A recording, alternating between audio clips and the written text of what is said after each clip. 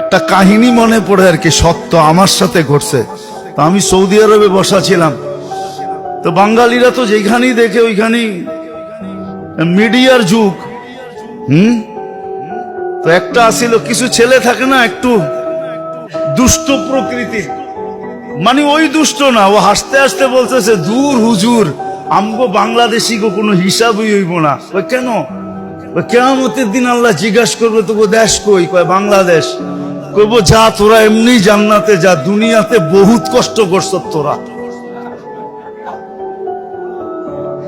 এমন হাসি পাইছে আমার যে আসলেই তো দেখেন না, আমরা এয়ারপোর্টে যাইতে কত কষ্ট, আইতে কত কষ্ট, এইখানে কত কষ্ট, দেশে গেলে কত কষ্ট। আমাকে কষ্টের তো শেষ নেই, আর কি হিসাব নিব আমাদের থেকে?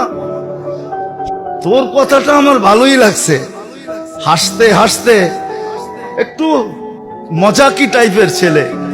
আমি বললাম যে না, তুই সুন্দর বলছ, আমার ওয়াজ হয়ে যাবো এটা দিয়া।